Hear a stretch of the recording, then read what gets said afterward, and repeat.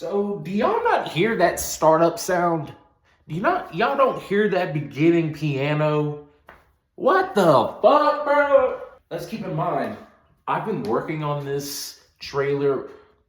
Correction, I've been thinking about this trailer for the last 6 years. 6 years or so. Whenever Spotify did that little like year round of most listened to song, this is all the different albums you listen to. This was my most played song my whole year.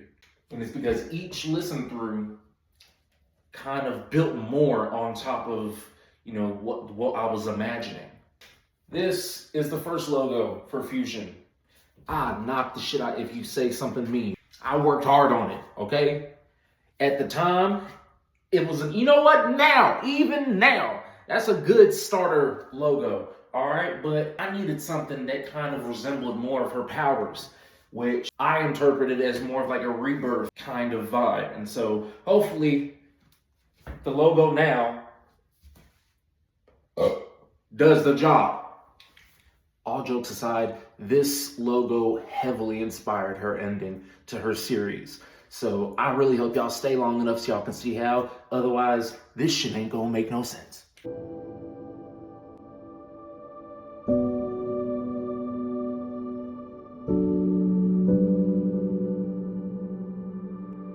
So in these two frames, I'm trying to show an example of just how devastating this disorder is. For anyone who doesn't know, Cindy, the protagonist in Fusion's story, was born with osteogenesis imperfecta.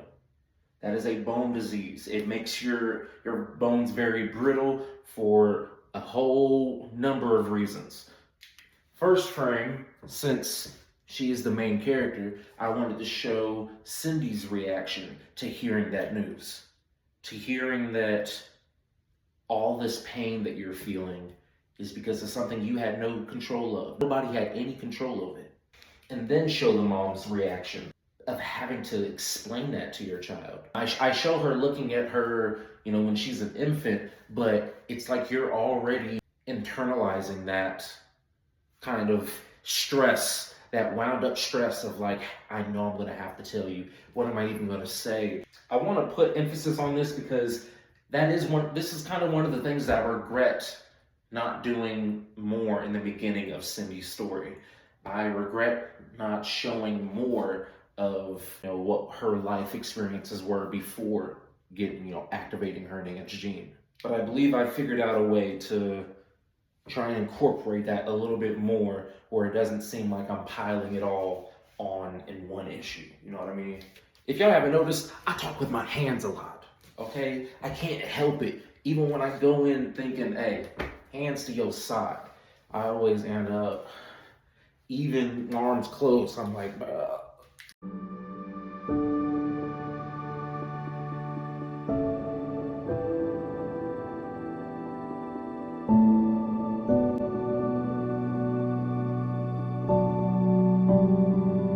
Now showing the individual hardships of living with a disability like that, because it doesn't just affect the child, it affects the family as a whole. And so we see it affects Cindy's mom.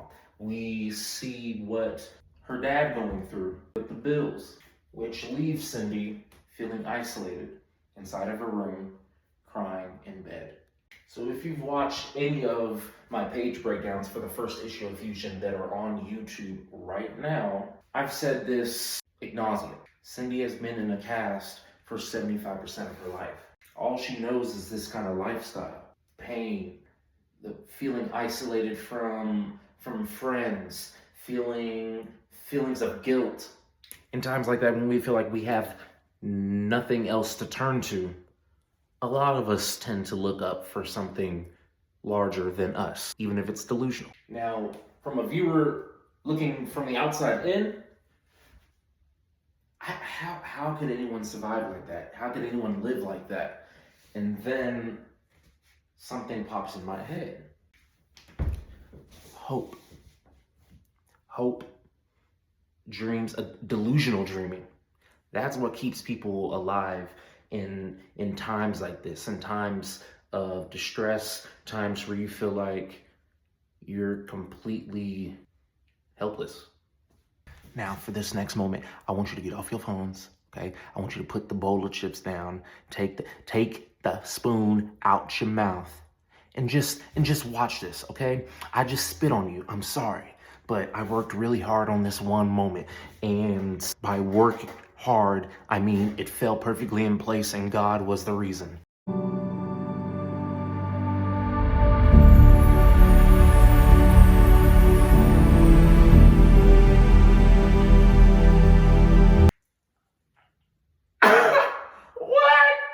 Did that not feel like a dream, bro? You call it a rainbow, I call it a dreambow, okay? Cindy found something to hold on to, some kind of hope system to hold on to, some kind of delusional dream to hold on to. And it's cheerleading. Obviously, it's cheerleading. I could have chose any sport. I didn't pick cheerleading because it was a girl-dominated sport. I chose it because it's quite literally neck to neck on the dangerousness. With football, bro. With football, there's cheerleading. They are neck to neck. I pray to God my future kids don't want to go into football. All right? If they do, they better be built like tanks. Y'all cannot go into cheerleading or gymnastics. I'm on the tightrope on that one. Cheerleaders are powerhouses. They're acrobatic. I don't think you guys understand the consistent feeling of having the gravity switch around with your insides, but they do, okay? It's not a normal feeling, okay? It's something you have to get used to. Your equilibrium literally has to adjust to being flipped around in the air. Those are micro G's. All jokes aside, cheerleading is an insanely dangerous sport, which is why it paired so well as a polar opposite to somebody who has broken a lot of bones in their life. And then I gotta ruin it with a sad panel showing how she has to reel herself back in, not to get her hopes up, you know what I mean?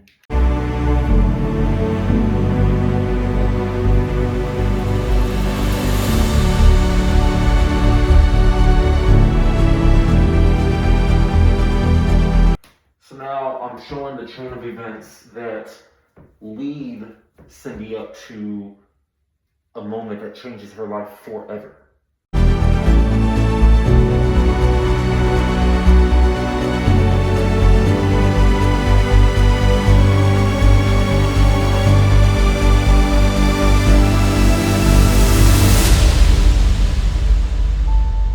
Cindy is bit by a fusion radiated snake. Now, if you need to know what fusion is, you gotta look into the story, okay? You wanna know where she got bit, you gotta look into the story. What I can tell you is that it does look familiar, doesn't it? This panel, this frame, was an important moment for me because it was allowing me to give homage to really the most original superhero character I've ever, come across. Spider-Man. It would be insane for me to sit here and act like any hero inspirations, any hero, characteristics or traits, they didn't evolve from the main ones, the Superman, Batman, Spider-Man, Wonder Woman. I'd be lying to you, and so would everyone else. The thing is that's what inspiration is. That's what it does. Inspiration is what keeps art refreshing and alive for long past its years. Art creating art. The thing about inspiration is the execution, okay? The overall execution of the story. That is what has to be refreshing. That's what has to be unique. That's what happened. That's how you give homage to the greats while still making your own path. So what I mean by execution, you gotta read the comics. You gotta. But that snake bite isn't what gave Cindy her powers. The snake bite altered what was being activated inside Cindy. Her enhanced gene. What is that?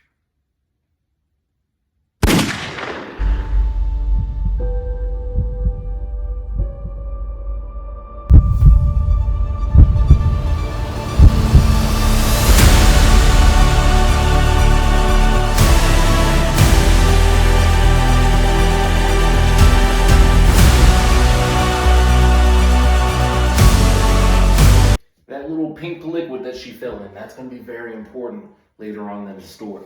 That's all I'm going to say. I can't give anything else. So this little incident gave her a number of abilities. Some she doesn't even know about yet, but a number of them. The ones I can tell you about.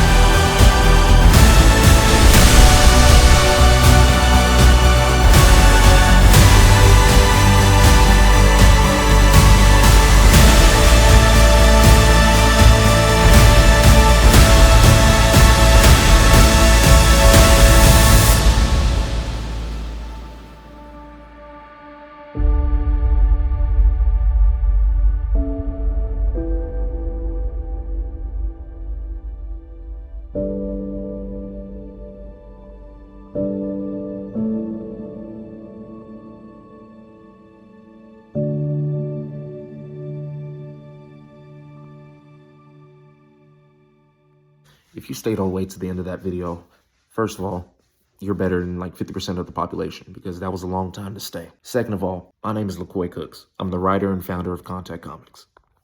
Whatever this video was about, you're bound to find those kind of vibes and more in my writing. So go ahead to contactcomics.com, okay? And I've got issues 1 through 3 of Fusion out right now. And unfortunately, I'm not going to be able to publish Echo today, but Echo Day 1 is coming soon. And thank you again.